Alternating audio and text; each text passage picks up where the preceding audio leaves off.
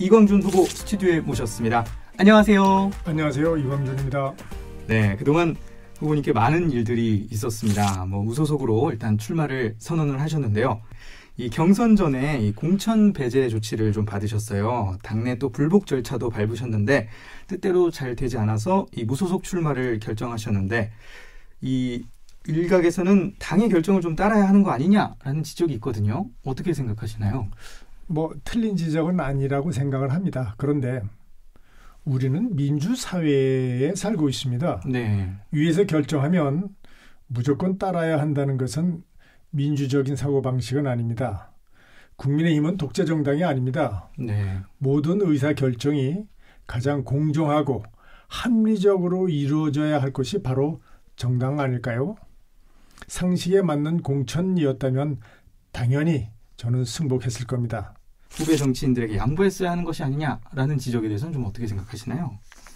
동의합니다. 그 지적에 대해서는 저도 동의하는데요. 네. 그랬으면 저도 멋진 선배가 될 수 있었겠죠. 네. 공천을 받은 후보자가 춘천을 위해 일할 수 있는 능력을 갖추고 있다면 공천 과정이 공정치 못했다 하더라도 네. 저는 흔쾌히 비켜주었을 겁니다. 시민 여러분, 지난 4년간 시정의 난맥상에 얼마나 많은 불편을 겪으셨습니까? 그런 혼란이 또 반복될 것이 분명할 것 같기 때문에 비켜서 주지 못한 것입니다. 춘천시정은 그렇게 초보자들에게 아무 경험이 없는 사람들에게 실습장으로 주어지는 것이 아닙니다. 그러면 지금 나온 후보들이 약간의 좀 경험이 좀 부족하다 이렇게 좀 보시는 건가요? 어떻게 보시나요? 경험도 부족하고 실력도 부족하고 제 눈엔 그렇게 비칩니다. 그리고 네. 그런 객관적인 징표에 의해서 우리가 판단하는 건데요. 아마 시민 여러분들께서도 지금 같은 생각이실 겁니다. 보수 후보가 둘이 되면서 좀 지지층의 표심이 갈려서 좀 걱정을 하시는 분들도 있어요. 이런 것들을 지적하시는 분들이 있는데 그렇다면 이 선거를 치르는 데 있어서 이에 대한 전략들도 좀 가지고 계시나요? 시장은요. 네. 일을 할 만한 사람이 되어야 합니다. 보수냐 진보냐는 그 다음의 문제이죠. 저를 지지하는 분들은 제가 국민의힘 당원이기 때문이 아닙니다. 만약 그랬다면 제가 탈당했을 때 네. 그분들이 저에 대한 지지를 철회했겠죠. 네. 그분들은 제가 시장 재직할 때 보여주었던 그 추진력이나 열정을 높이 평가하고 저를 지지해 주시는 겁니다. 제가 출마하지 않았더라면 그분들은 그 다음으로 시장 역량이 높은 민주당 후보를 지지할 거라고 저는 생각을 합니다. 그렇게 본다면 네. 제가 출마하면서 타격을 받는 분은 국민의힘 후보가 아니라 민주당 후보일 거라고 생각을 합니다. 국민의힘 이 공천 절차에 대해서도 좀 하실 말씀이 조금 있으실 것 같아요.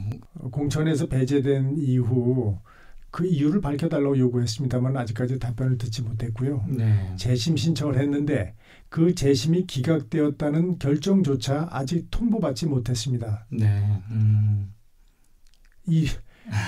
그리고 네.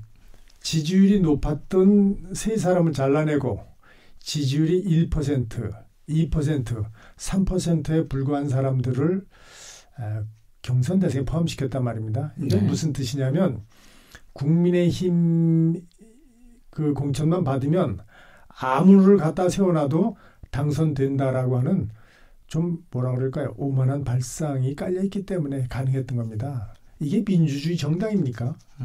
이건 아닙니다. 이게 상식이 통하는 사회라고 생각합니까? 윤석열 후보가 공약한 공정하고 상식이 통하는 사회. 저는 그런 사회를 그리고 있었었는데 국민의힘이 보여준 행태는 전혀 그렇지 않습니다. 자, 이제 마지막으로 도민 여러분께 한 말씀 하면서 마무리를 좀 짓도록 하죠. 춘천시장은 일을 할 줄 아는 사람이어야 합니다. 국민의힘이냐 민주당이냐는 그 다음의 문제이지요. 이번에 시장이 될 사람은 저가 아니면 민주당 육동한 후보라고 생각합니다. 국민의힘 시장을 원하신다면 저를 지지해 주시기 바랍니다. 고맙습니다. 저는 춘천시장에 출마한 무소속 이광준 후보와 이야기 마무리 짓도록 하겠습니다. 오늘 말씀 감사합니다. 고맙습니다. 고맙습니다.